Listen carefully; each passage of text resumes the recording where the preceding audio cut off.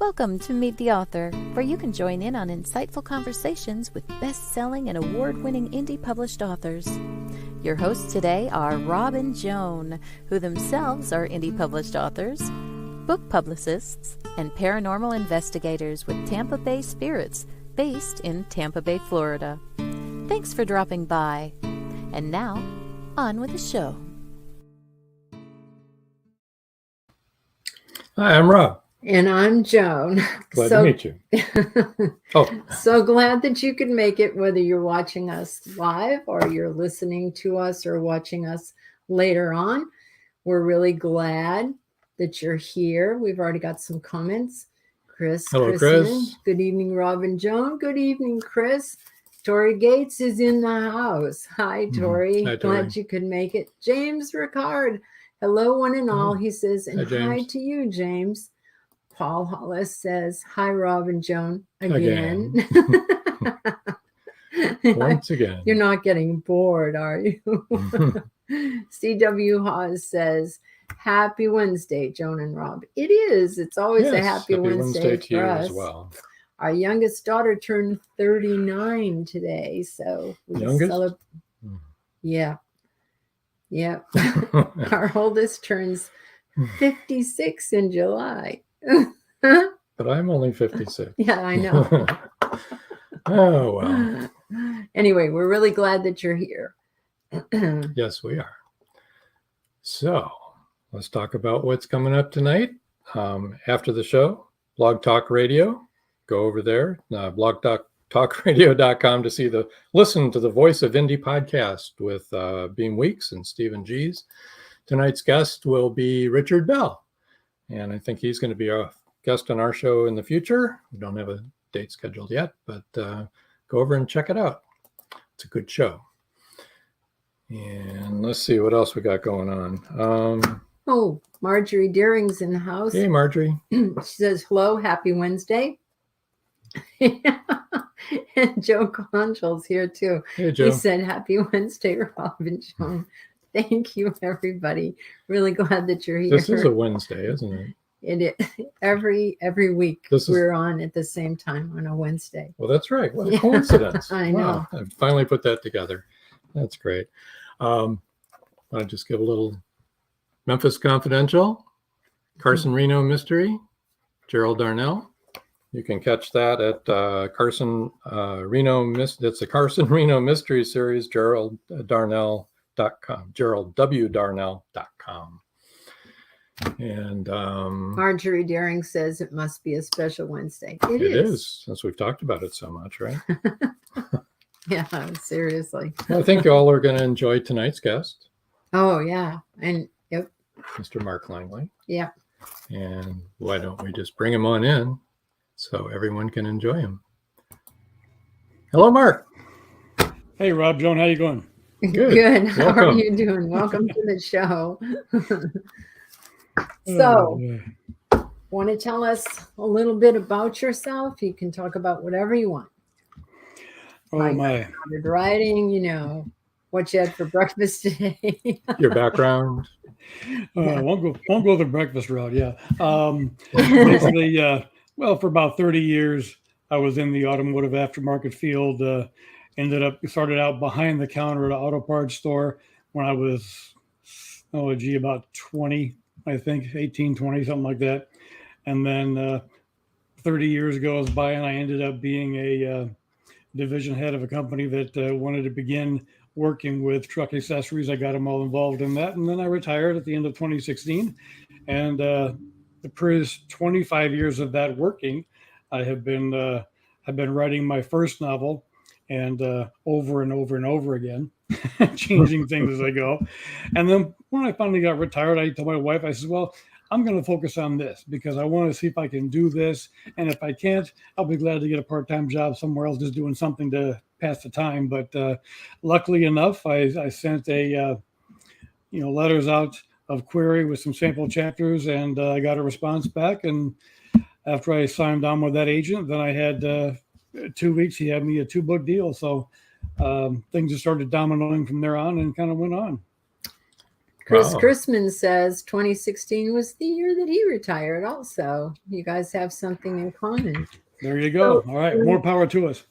Amen. So was that book that you were just speaking of, the first book, was it this one, Path Through the Dead? Yep, that was the first one, Path Through the Dead, yes.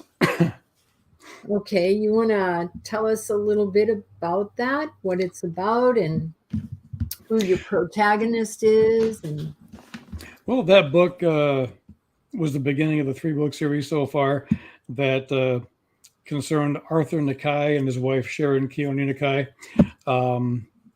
Arthur was a former Marine. He was ex-Shadow Wolf, actually may still be a actual group of 15 Native American trackers that were hired by ICE at the time to hunt for illegal drugs and so forth coming across the border, and try to track all that down and get that done. He was in about maybe 12 years doing that. He was in 10 years in the Marines, and then retired and met his wife and opened his own business, which was White Mesa Outfitters in northwestern New Mexico, and got himself, because of who he was and the skills that he had, ended up tracking his own wife down, because in the book, in the beginning, she gets kidnapped by an escaped serial killer, and he tracks them from the Four Corners region of New Mexico all the way to the mountains of Montana, and things get pretty hairy up there. wow, that was a long trip. Yeah. No, It was. Probably longer for him. I mean, and when you think about trying to find somebody in Montana, we're not talking about, yeah, no kidding. yeah, there's plenty of open space up there to get lost in, right? Well, at least he had one thing on his side, was that a fellow wolf up there was Abraham Fasthorse, and he was a Cherokee, and he helped Arthur locate, using a certain network he has throughout there, found out where they were, and both of them went to see if they could extricate her from the situation. Yeah, Chris Chrisman says it sounds awesome. It does sound awesome. Thanks, Chris. And I love Navajos, so I really like it. And a little earlier, our daughter said, "Hi, Mom and Dad." All the way from California. Yeah, she lives in Orange County. She's All our right. eldest. So And my only one is now going to be, I'm going to be 62 next month, and she is 41 right now. She has the 2 3-year-old granddaughters I was talking about yesterday with y'all, and they're a handful. yeah, kids are always a handful. Wouldn't give it up, trade it for the world. No, I know. Grandkids are great. I always tell everybody that grandkids are your reward for not putting your own kid's head through the plate glass window when you wanted to. Oh, you mean you wanted to? Many times. Oh my. There was always a lot of activity around our house. I tested my father's patience many times. Yes. Me too. So my kids come by it honestly. Let's put it that way. So how long did it take you to get the first book picked up by an agent? That's a great accomplishment. That was, like I said, when you go along for so long, spending time day after day doing the work, and then you finally get a chance to have it submitted like that. I sent it off. My agent was Richard Curtis, and I sent it off to him, and he contacted me and said, "Well, do you have the whole book finished?" I said, "Yeah, I do." He said, "Well, can you send me that? I will read that and get back to you next Monday." I said, "Okay, fine." So then I sent it off to him. He read the whole thing, got back to me on Monday, and said that he would like to take me on as a client, and that he gets like 200 manuscripts across his desk in a month, and mine was the first one he actually liked. Wow. That's really something. It's all in the timing, I guess, right? It is. It just when it happens, I guess, and he took it and said, "I'm going to submit it to about 6 publishers to start with, and we'll see what happens. I'll let you know." So then he did that, and roughly about 2 weeks later, I just got done cutting my lawn, lawn tractor there, and my phone rang, and he goes, "Do you have a minute?" I says, "Yeah, sure." He says, "I'm about to make tax time a little hard for you." I'm like, "Okay." So I sat down, I said, "What's going on?"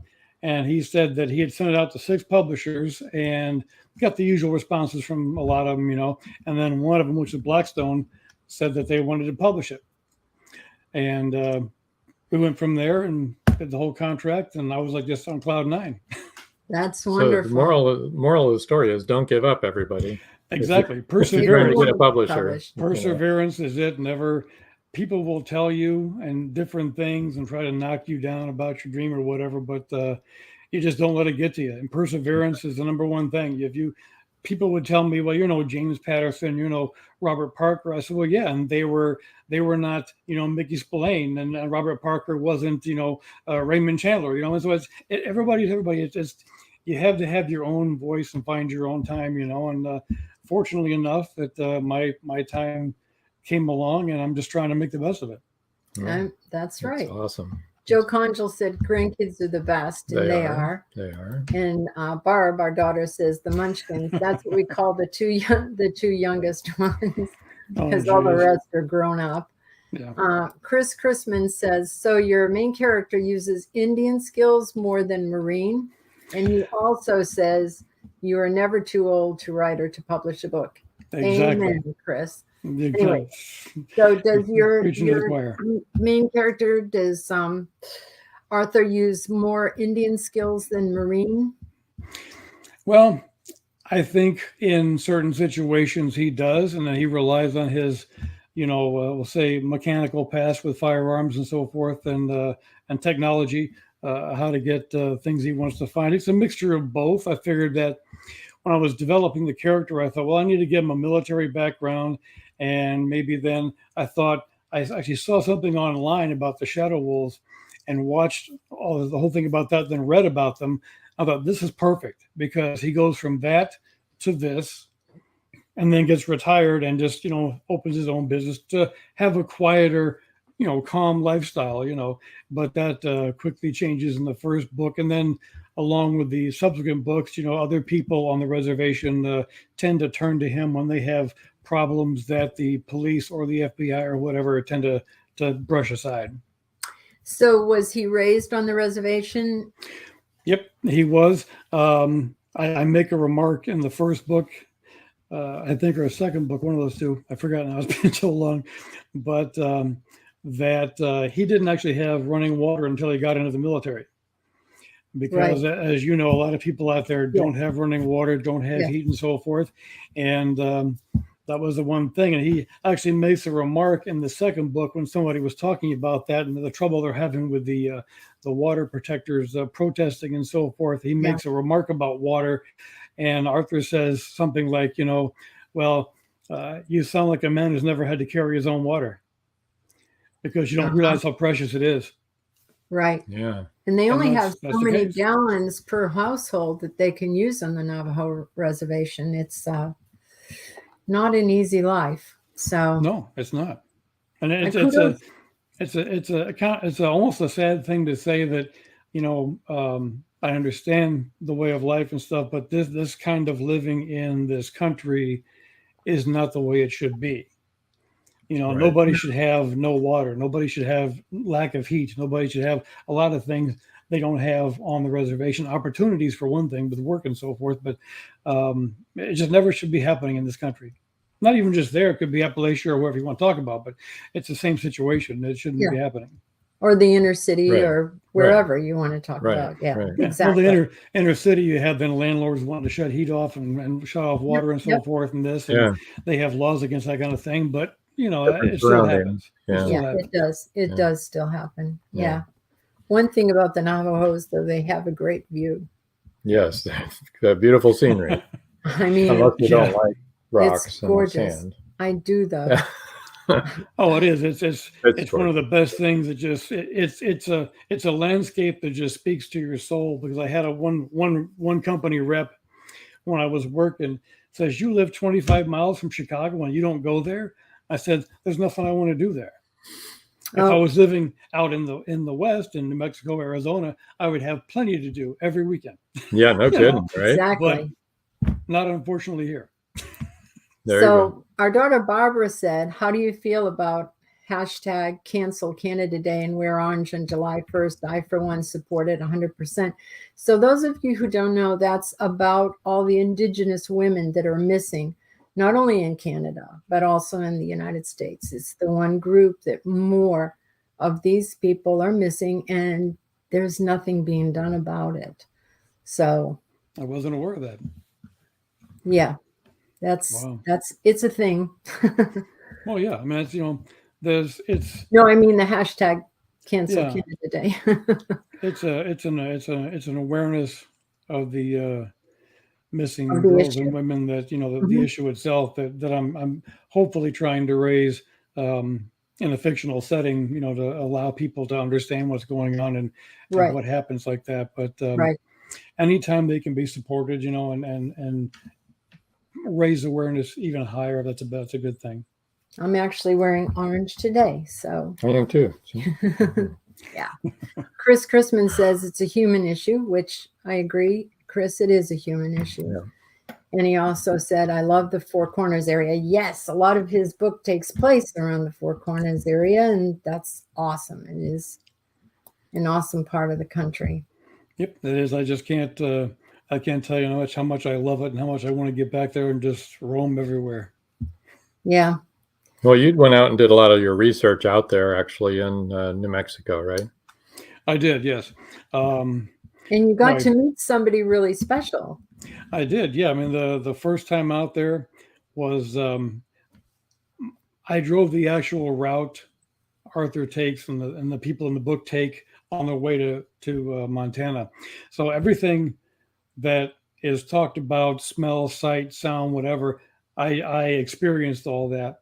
I like to tell people when they say that, man, when I read your books, it's like I'm there. I can smell it, I can feel it. I said, well, I have driven every, hard packed road that I could find out there to do what I want to do, and highways and going to the back countries and so forth. It's nothing like hiking into a certain area and seeing what you can't see from the side of a car as you drive by. You don't get that same effect. My wife and I, we never fly. We always drive where we want to go because we love seeing America and going through small towns and stuff, and not just passing over things in a plane and being done in 4 hours. It may take 4 days, but still, we love driving and doing that. And when I did the research for the first book, I did that. Second book, I did that.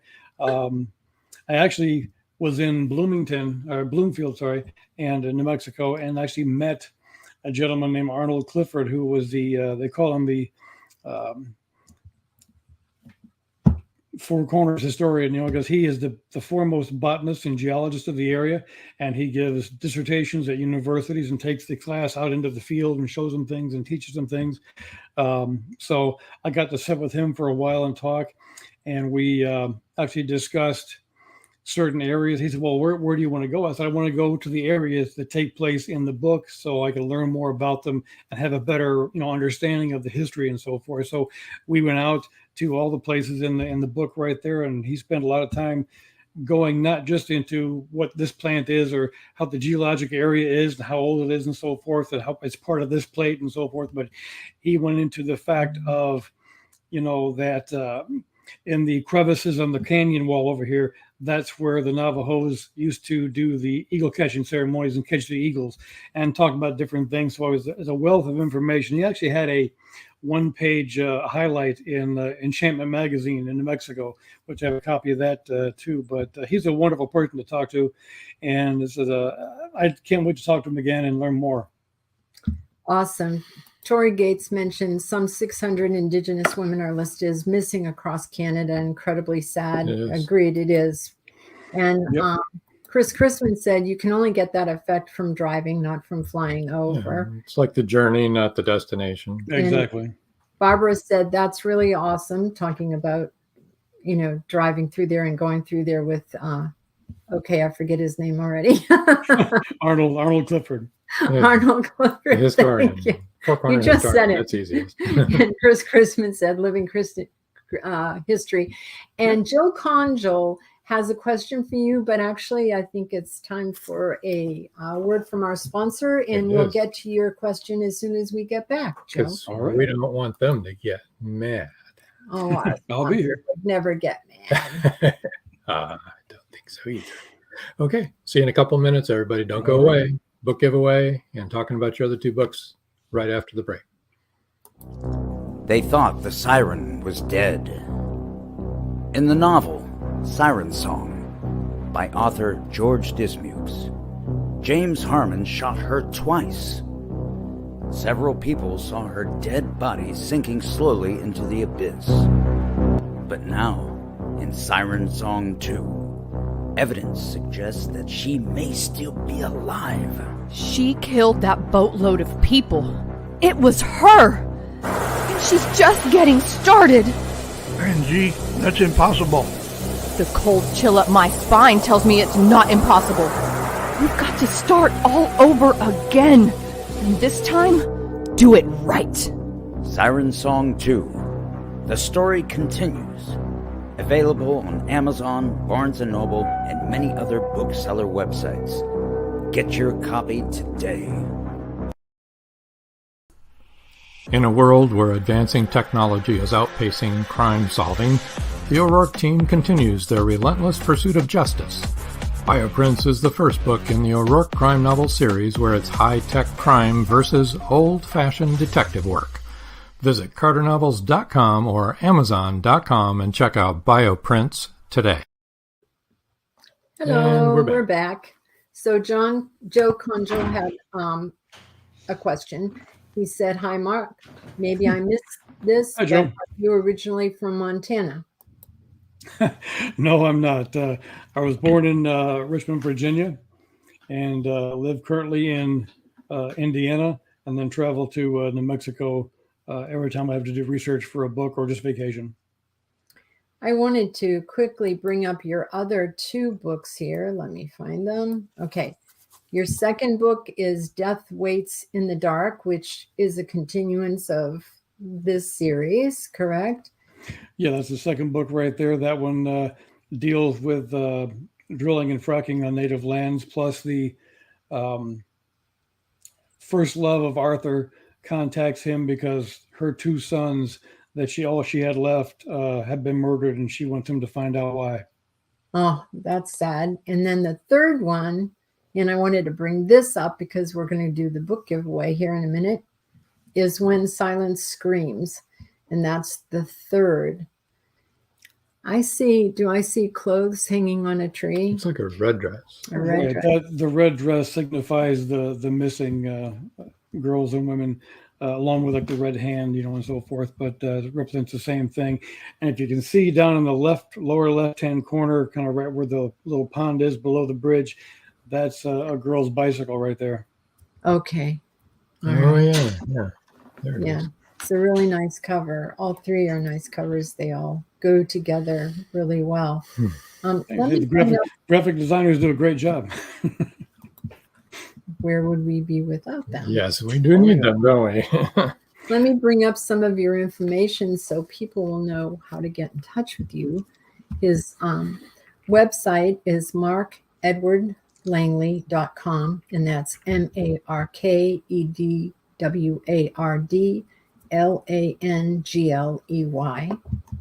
.com. Don't need to spell .com. I think they got it. They do. His Facebook is Arthur Nakai Shadow Wolf, and that's ArthurNakai ShadowWolf. 2 W's in a row. 1 W too many for me, apparently. Twitter at Mark Edward Lang 1. Edward Lang. What am I saying wrong? I don't know. At Mark Edward Lang 1. Okay. Jeez. This is a challenge tonight. This is good. For some reason, they are tongue twisters for me, and they shouldn't be. I'll take Instagram for 500. No. Oh, you know what? I was looking for Langley, and it was Lang. It was just Lang. Lang. Just Lang there. Okay. Instagram is Mark Edward Langley. All right. Okay. Wait a minute. We've got 2 comments before we go into that. Oh, yeah. Joe Conjal says the sunset effect on that cover is nice. And you're speaking of the 3rd book. Yeah, When Silence Screams. When Silence. Thank you. It's very, very nice. Yeah, it is. And Barbara says, ooh, need to read that one, When Silence Screams. Yes. Well, I read them all. You have We're an in opportunity. Get your typing fingers ready. yes, everybody, get ready And because we're coming to the book giveaway right now. here we go. The first 3 people to email mark.langley@AT&T.net will win a paperback copy of When Silence Screams, U.S. only. U.S. only, people. And there's the email so you can see it better, mark.langley@AT&T.net. No and in there, though. No ampersand. ATT.net, yes. At ATT.net. Right. Mark.langley@ATT.net. Right. Okay. And so the first 3 people will win is it a signed paperback copy? It's a signed autographed copy of the new book, yes. It'll look just All like right. that one, right? Yep. Just like that one right It's there. got the awards stickers on there and everything. That's It's got great. pages and everything, yeah. Woo, real So pages. email him right now, people, and you can win your copy. Yes, that's exciting. So that book touches upon the missing Indigenous women. Yes?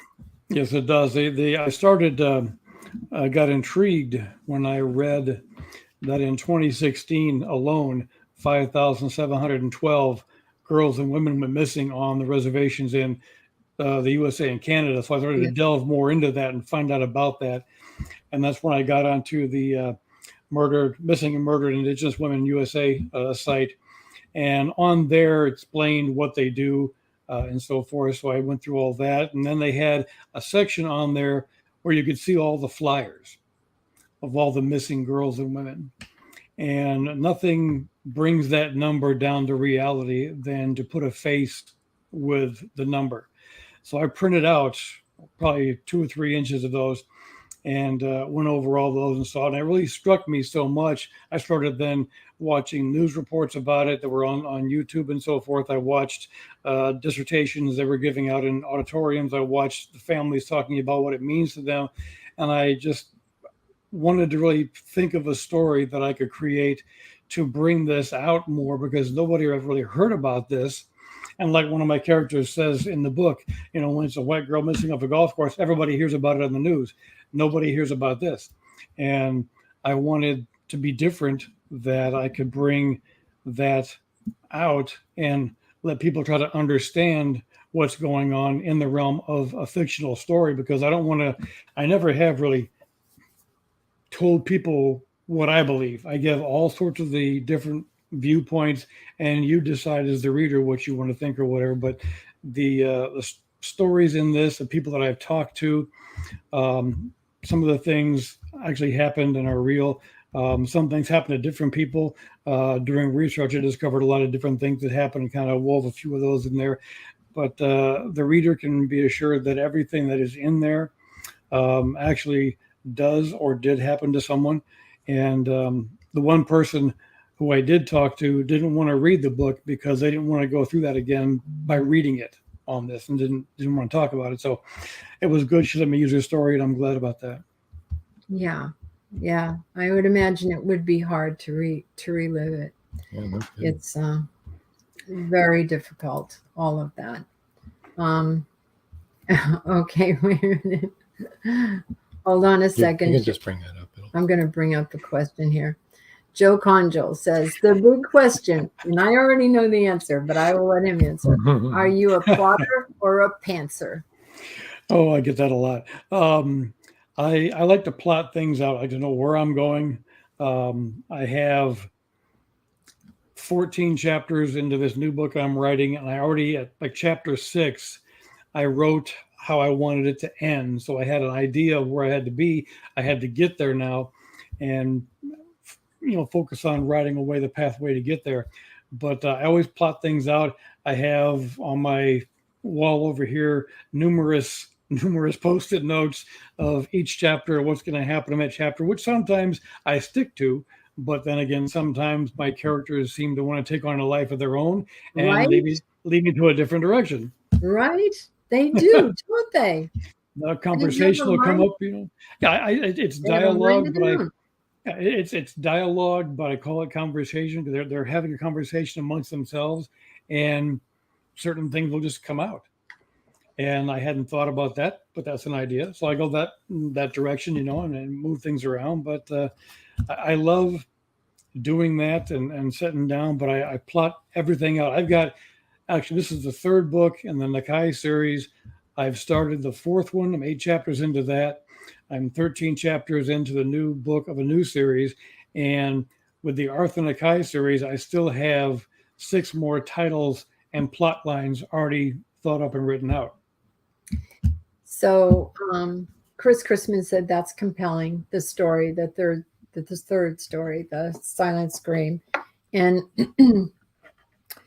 When Silence Screams. Sorry about that. I renamed your book. That's okay, right? Barbara says, I follow all of this on Instagram and Twitter, the missing Indigenous women, etc. My heart breaks. Yeah, mine too. For sure. And then Chris Chrisman wants to know, chapter name or not? Do you name your chapters? Nope. I just chapter 1, chapter 2. Yep. That was it probably still is a big thing, but all the writers that I've ever read, as far as mystery goes, that I like, no one does that. Yeah. I mean, back in the day, they used to do that, and I read a lot of Ian Fleming, and his chapters are all lined out with titles and so forth. But it's just chapter 1, 2, 3, 4, as many as it takes. Yeah. And Barbara said, how many reservations have you visited? I have been to 3 in my life. Rosebud Reservation in South Dakota, and Navajo Reservation, of course, and then the Cherokee up in Montana up there. But I just, for some reason, when my parents took me out there when I was 12 years old, and I got it in my soul for somehow, and it affected me that I remembered it. And then some 20 years later, when I went back by myself, the minute I got into the Red Rock area, I just decompressed and I go, I'm home. So my wife and I's goal is to actually move to New Mexico or Arizona and go out there, and live. And I just can't wait to do it. I can't wait to get out there and have a chance to make my dream come true and actually live out there where I can simply drive to where I want to go any time of the day or night. So yeah, there you go.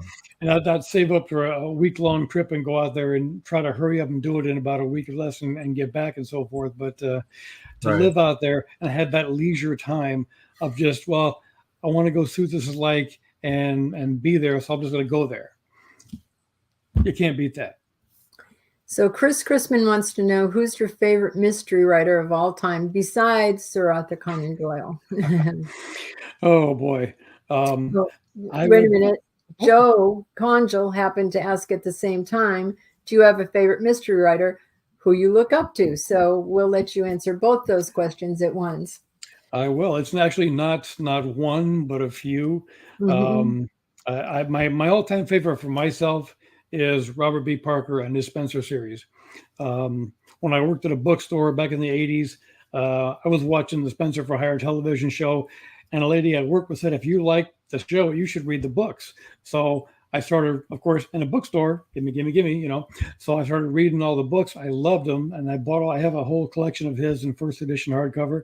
My next favorite was Mickey Spillane. I love the Mike Hammer series, all the books from 47 on up. I have Craig Johnson, been reading him recently. Of course, the all-time favorite, Tony Hillerman, I have had a lot of people compare me to him, which is awesome, but I don't even at this point in my career, look that I'm anywhere near that lofty height of of writing, but I appreciate people for saying so. And John D. McDonald. A lot of people don't mention John D. McDonald, but John D. McDonald was a great writer. We share the same birthday, not the same year, but the same July 24th birthday. And I love reading his books. I Travis McGee, one of the best with the busted flesh. I can't, wait to read more if I find more. Joe Conjal said, mine too. He meant mine, not maybe. Yes. I love Spencer. And yeah, I love Tony Hillerman. We've talked about that. Yeah. He's one of I've read every single one of his books, and I love his characters. I love the way he writes them. I love the way he writes about the Southwest. And like I said to you, it's not bad for an old white guy to be able to really get across the heart of the Navajo to a bunch of us white folks. They're really good books. That's what I feel blessed with, the part that I have a lot of Navajo friends on my social media pages and people I've met that are supporting what I'm doing. They understand why I'm doing it, and they like the fact that I'm discussing things in the books that they face every day. Yeah. So I try to keep that going with things in the storylines. And so I don't want to have somebody stole a painting, Georgia O'Keeffe or something, and you got to find out who it is. I don't want to do that. I want to do something that pertains to them as a people and means something to the way they are. So I want to honor them doing that, and they all appreciate that. I'm glad. That's really wonderful. And you love Tony Hillerman, and you've actually met Ann, who now writes the series, Ann Hillerman. Yeah, I haven't met her yet. We had planned to do that in 2020, and then COVID hit. So I had to cancel. A trip going out there. We'd already set up the whole time the first week of June to do all that, but then I said, well, I had to cancel the trip, so unfortunately, I won't be seeing you this time. She says, yeah, it's all locked down here too. So we'll get around to that one of these days. On the phone, right? Oh, I've talked to her via emails and so forth, and got with her. Yeah, I mean, I actually thanked. She did a book signing in a bookstore in Santa Fe, and I had purchased a book from there. I wanted to get a book from there while she was there, and they missed getting her to sign it. Well, since she and I have gone back and forth numerous times, and she signed all the books I have so far of that, I thanked her because they actually called her and said, would you mind coming back to the store and signing this book for me? And she said, no, and she's right there doing it and sent it back. And I said, well, thank you. You didn't have to come back from your house and do that. It would have been great just to have a name signed somewhere and get it done. But I was very thoughtful of her to come back and take the effort to do that. And I appreciate that. And one day I will meet her and sit down and have a good conversation. Yeah. I told her, I said, your father, sometimes I ask him for help. And she said, don't worry, I do the same thing. Yeah. It must be difficult to have to, walk in your father's shoes. Yeah. I mean, to think about that, that's to try to, bring something out that somebody else has been so famous at doing and achieve what she's done, which is great. But I like the fact that she is looking at her series from Bernadette Manuelito's point of view, and not the way that her father did to keep that tracking along. But it's a different viewpoint. I love it. And I'll continue reading hers too. Yeah. Okay. Time to take a look at our last break. And when we come back, we'll talk a little bit more about what you got to come. Okay. All right. Sounds Nobody good. Nobody go away. Sit We'll be tight. right back. Many secrets are hidden within the darkness of the jungle. Behold, this one about a man, a woman, a black jaguar, and an ancient Maya legend. Two Faces of the Jaguar is a novel by George Dismukes that will take you deep into the jungle and capture your imagination until the last word. Two Faces of the Jaguar is book one of a trilogy. Two Faces of the Jaguar, where only the adventurous dare to read. Two Faces of the Jaguar, The Lost City, and The Jaguar's Quest are available on Amazon.com, Barnes & Noble, and many other bookseller websites. Two Faces of the Jaguar, the book people are talking about. Get your copy today.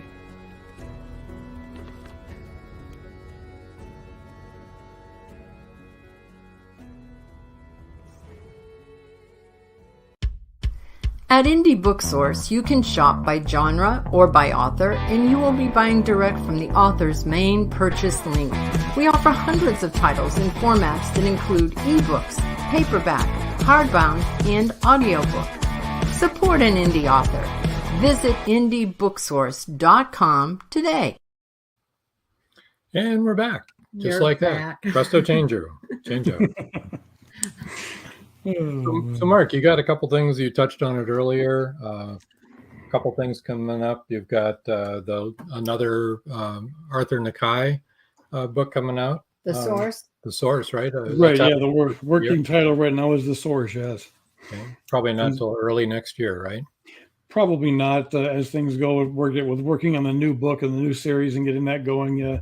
That's going to take precedent for a while, and all my readers understand that, and they're still looking forward to the Arthur one. They're going to wait for that, but they can't get enough of what I've showed with them. A little excerpts on my my emails out to the an email blast out to all the subscribers, so they're all itching to read that one as well. So The Source is going to be the next Arthur Nakai book that is going to center around methamphetamine scourge on the reservation and how that affects the people out there.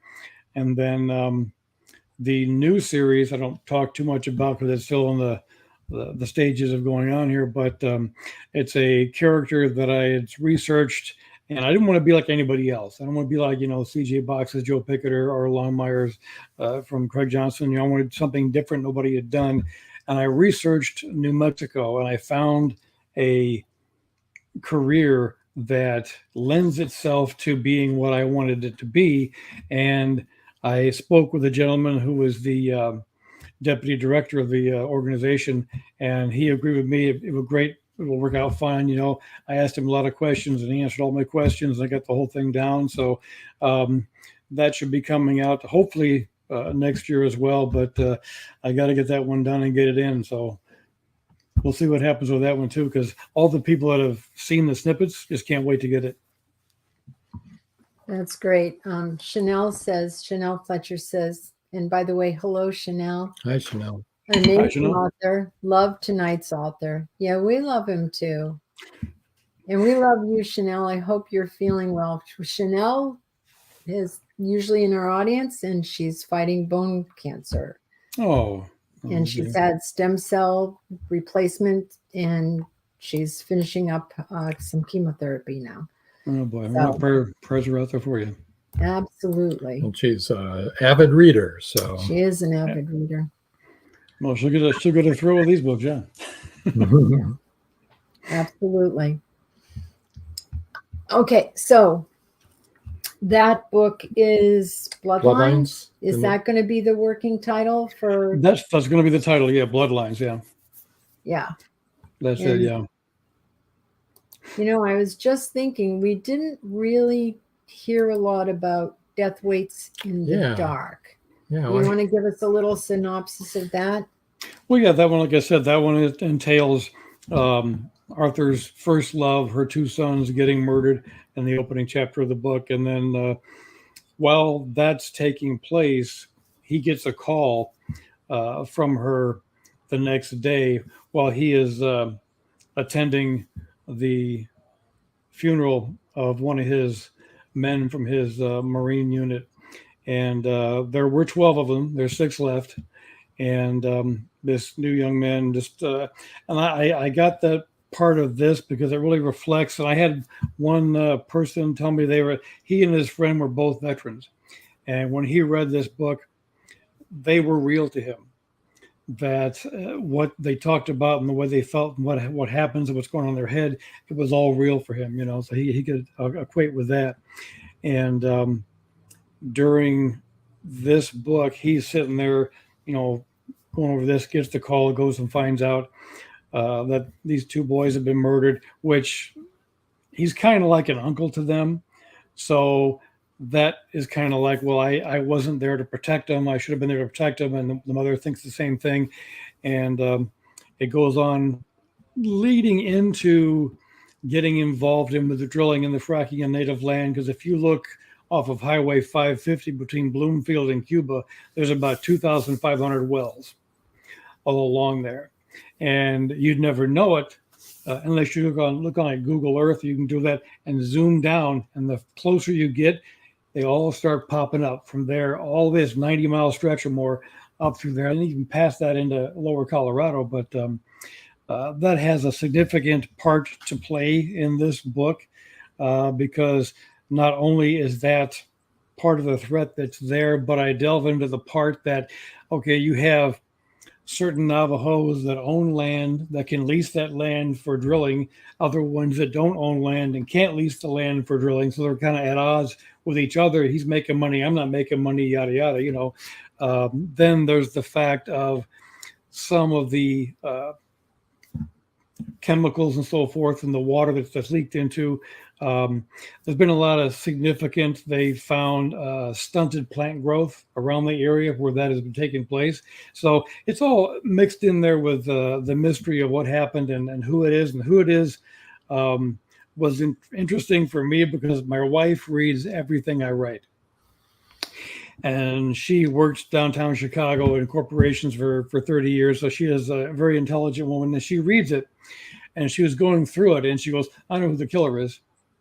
I'm like, no, you don't. No, you don't. So, yeah, I do. And she told me, and I go, damn, you know. So I had to go back and kind of switch some things around and do some things to change it from the person that she figured out it was to somebody else you wouldn't think it would be, you know, which is more of a surprise at the end when you find out who it is. But Arthur's thing is then how does he handle the situation? Is this someone that he's known, you know, and so forth or whatever, and how's he going to handle that at the end? But I love that book because there was so much research done in that book, like with the third book here. But like I said before, the more that I write, I think the more depth I get in the characters. So they grow as I grow, you know. They have their own mindset, they have their own ideas, they have their own way of doing things. So it's no matter what I say, it's always they end up dictating what happens.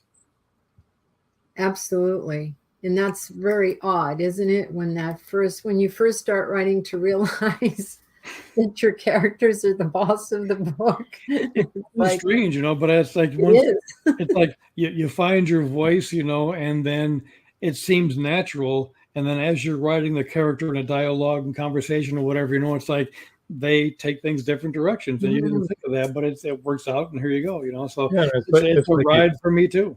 It's like you close the computer screen at night and you go to bed, and you come back in the morning, you open your computer screen, and they've had a meeting while you were gone, and they've changed the whole course of things, you know. Yeah, say we want to talk to you, you know. Yeah, you know. Yeah. You know, and it's like I told my wife, I says, you know, even when I'm not sitting here writing, I'm writing. You know, I may not be. Yeah. I may be doing other things, working in the garage, you know, or doing whatever it may be, household things around here. But I'm always thinking, you know. And like I said, thank God for notes on my phone, you know, because there are so many notes on my phone of ideas that just pop into your head, and you got to get them down before you forget them, or you'll never remember them. That's right. And that's the best part about that. But yeah, it's like they have their own ideas and just lead me where they want to go. And Joe Conjal says, my characters are more real than some of the real people in my life. They are, though. I mean, you know them intimately, much more so than you do most of the people in your real life. Yeah, it's like your own friends, you know. And I have this mug I've been drinking all the time here, and what it says on it is writer's block. It says, when your imaginary friends refuse to talk to you. Because that's what it is. And you'll hit that wall, and you'll want to go, hello. Any ideas? You know, what's going on? Ruth Trisman said, I'm glad to hear you say that, what you were speaking about before, not just now. You know, Caleb Pirtle is an author, and he's often in our audience. And what he says is when you have writer's block, it's because you're trying to get your characters to do something they don't want to do. That could be. Yeah. Didn't think that could be, yeah. It's really helped us since he said that. We're like, that makes sense. They don't want to go that direction. I'll tell you something. When people ask what writing is like, I tell them to watch the movie The Man Who Invented Christmas, because it's about Charles Dickens and how he came up with, Christmas Carol. Mm-hmm. And exactly, I was sitting and watched that laughing because I go, yes, that happens right there. You'll do something and then boom, it's gone. You change it, wipe it all out, go and do something else. But in the movie, Scrooge, played by Christopher Plummer, I think it is in the room talking to him. In a conversation. You don't want to do that. And it all flows. But that's exactly how it is, because you'll definitely have an idea of what you want to do, and they will change it on you. Exactly. Exactly. Mark, can you tell us a little bit about your audiobook? Oh, yes. Audiobook, all 3 books have been done by the actor Bronson Pinchot. And when they first submitted the group of people that were going to read the book, I got a choice of who I wanted to pick. My wife and I listened to all 4 of them they had. And some just seemed like they were just reading the book. But Bronson, being the actor, he was giving inflections. He was, you'd hear it in the voice, you'd hear it in the things he did to bring along the story. If somebody swallowed coffee in the thing, he swallowed as he was talking, like the person in the book, and there you go, But he brought it to life more than some of the others. So we decided on him, and he has been great with that, doing the books ever since, and I can't wait to do more with him. Yeah, he acts them out instead of just reading it. Right. Plus, when you write the book, you have a certain inflection that you imagine when you're writing it. So you want your audiobook to have that same inflection to get across what you're trying to say with that. He picked up on it all. Yeah, he just picked it up from day one. So Chris Chrisman said, my characters seem to be always in my head, like he said, while I'm doing something else, constantly working on a scene. Yeah, exactly. And George is in the house. Welcome, George. George says, I just got here. Computer problems. We're sorry to hear that, George, because you missed your new trailer. Your new commercial was on. It's good. Well, I know you've seen it already, but but the movie is going to be really good. So George has been busy getting his movie started. His film is the Siren Song movie. Mm-hmm. And they started the sizzle reel. This will be the first movie. Siren Song. Cool. I could only hope, yeah. So they're busy working. He's been super busy with that, and only a Texan can say how busy he was. I'm not going to say. They have sayings for everything, and it's always colorful and it's always good. I'm sure he will let us know. As they would say, busier than a long-tailed cat in a room full of rocking chairs. Yes, things like that. There you go. There you go. You must be from Indiana. Well, my mother was from Texas. There you go. Okay, there you go. I heard them growing up. I heard things like, how are you doing? Finer than frog's hair, and things like that. It's like, okay. And we all know scarcer than hen's teeth. Oh, of course, yeah. Spoilers alert, people. Hens don't have teeth. Oh. Well, some city folk don't know that. There you go. That's true. Oh my. Oh. So which book is you've written the 3 books now. And working on 2 more. The ones that you've completed, which one is your favorite? Your favorite, your personal favorite. I think I like them all. They're all my kids will say, but When Silence Screams means the most to me, and the story it tells. So I tend to have a deeper soft spot for that, because I think I really accomplished something with that. And I hope it's well received so far with Publisher Weekly and Writer's Digest and a lot of things coming in. But I just hope that a lot of people like it and want to read it. And every book that gets sold, a portion of the sale goes to Missing and Murdered Indigenous Women in USA to help them with their cause. Very good. Good. Very good. That's awesome to do Yeah. that.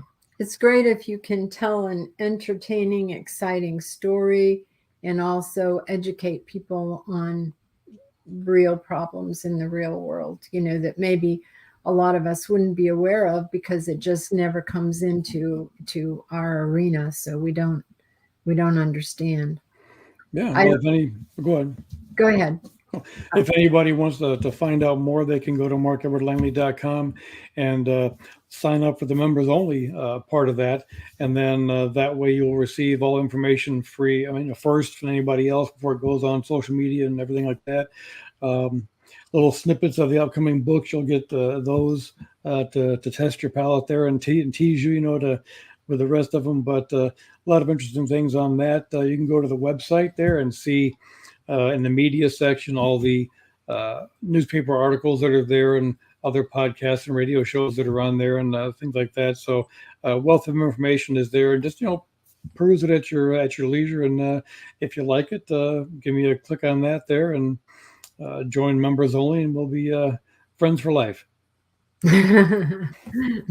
Not a bad thing. All righty. Okay. Well, do you have any other questions or anything? No, but usually you have a question. Oh, I do. At the end. Oh, yeah. You always ask. I always have a question, don't I? Oh my gosh. What kind of advice would you give? What kind of advice would you give to someone who's really wants to learn or really wants to jump out there and be an author? They've wanted to be one. They've been not sure how to do it. Just what would you tell them?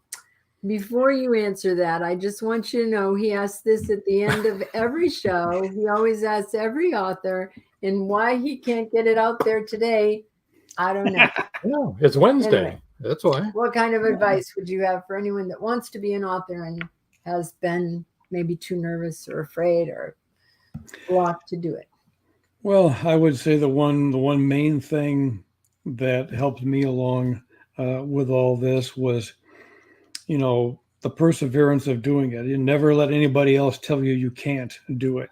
Don't let them tell you you're not this person, not that person. What are you doing writing a book? Everybody says, well, yeah, people say they're writing a book and never do, never get accomplished, never get something out there, that will not always be you. That you can make it. Anybody can make it by trying. And it may take people a while, like it did for me, to find that voice that lets you tell the stories you want to tell. Perseverance is it. Don't let anyone rob you of the dream, because your dream is not their dream. They can't even visualize what that's like. And again, too, read authors that you admire, and learn from them. I did take a few college courses on writing, but yada yada. But I think I learned more by reading Robert Parker and Tony Hellerman and Mickey Spillane and all those, to kind of get the grasp. And I told myself, I want to do this.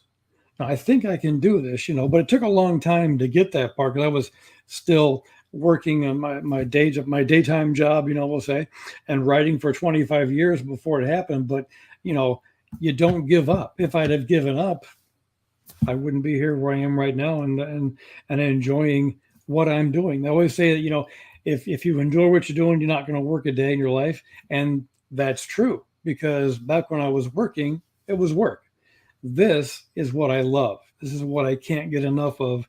And I want to keep doing it. I could, 15, 20 years down the road, when I'm, 80 something, I might still be doing it, but we can only hope and pray, but well, for some of us, that's just around the corner. So I'm sure we will be. I wished I sent Lawrence Block an email, because his birthday was a couple of days ago, and I said, happy birthday. He said, oh, thanks a lot, I'm like, okay, he's up there too, but it's one of those things where you just read and you enjoy it, and You might get the bug, you might not, and some people want to act and do whatever they can do like that. And this never let anybody else tell you you can't do it. George says, "Rats, sorry I missed this one." You're right, George. You would have really liked it. And James L. Ricard said, "That's right. He's speaking about everything that you just said about getting out there and writing." And George, one thing I can add to that is sometimes your own worst enemy is your own head. Oh yes, definitely. You've got to have the mindset to move forward and keep doing it, and not let your own self question what you're doing. That's right. So and get ready to rewrite a lot. Oh yeah. That's I don't know how many times I love that I learned that I can actually have my laptop read it back, manuscript back to me. So because that's great. You can read through it and your mind will put words there spelled right that you think are there, but they're not. So when this thing reads it back to me, it picks up every wrong word that's in there. Like just zip it and change it and move on, So it catches a lot of things you don't see because your mind's eye sees what it wants to. Absolutely the truth. Joe Conjo said, "Enjoyed tonight's show. Thank you, Mark. And of course, Robin Joan. Thank you." You're welcome. Thanks for being here, Joe. Barbara Duffy Hennison says, #cancel Canada, wear orange on July 1st. This was a great podcast. Thank you. And she messaged me earlier and said, "I am loving this podcast." And Paul Hollis says, "Another wonderfully entertaining show. Thanks, everyone." Thank you, Paul. And so it's interesting because Navajos have always been dear to my heart. Have no idea why, but they always have been. And so Barbara might be a little militant because her mother was a good influence. But really the plight of the Navajos is a real thing. Mark did make it a special Wednesday, Marjorie says. Oh, Marjorie, that's a very nice thing to say. Nice? And don't forget to email me to get a copy of the autographed copy of When Silence Screams. I've got one person so far on there and got a slot for 2 more. Oh yeah. Oh, great. Maybe I'll You guys need to. Where's the computer? Oh, it's right here. I don't think we can do that. Oh, that's right. And don't forget to get your free book. It's a paperback signed by the author. Let's put the email address. C.W. Hawes said, "Good show. Best wishes, Mark." Thank you, Sylvia. Yeah. Okay. We'll put up that again. Just one more shot here.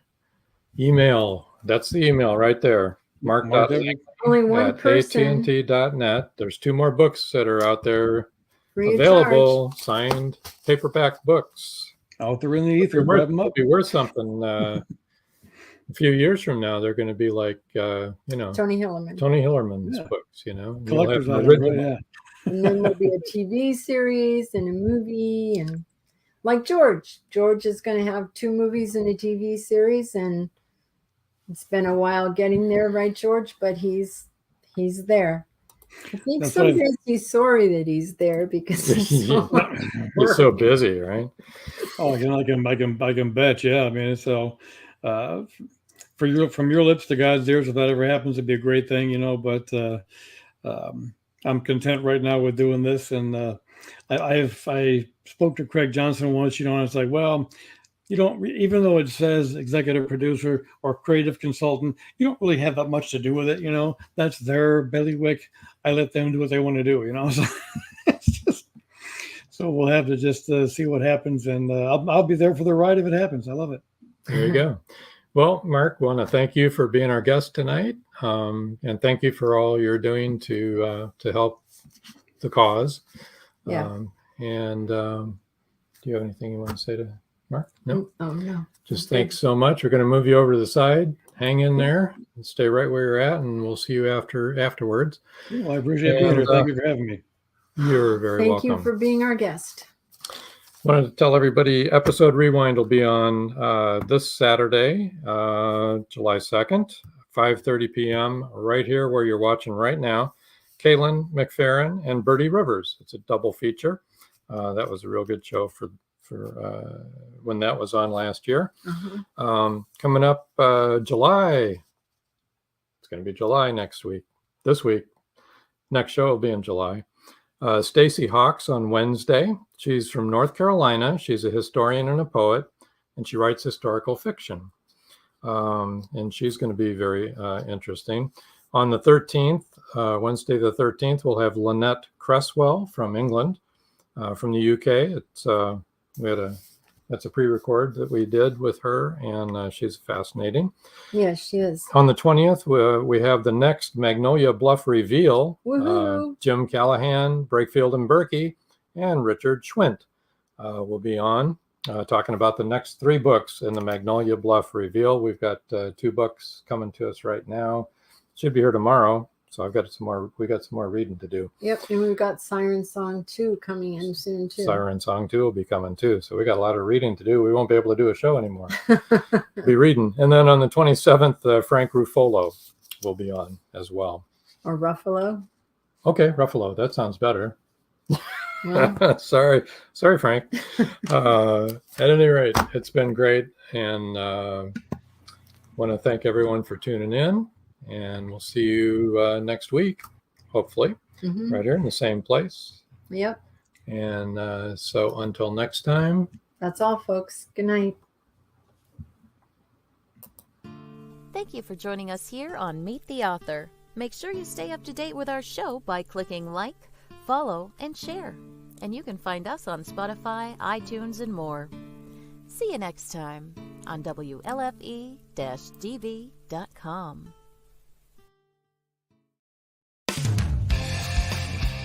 You've been listening to WLFE-DB.com, where our shows are your shows.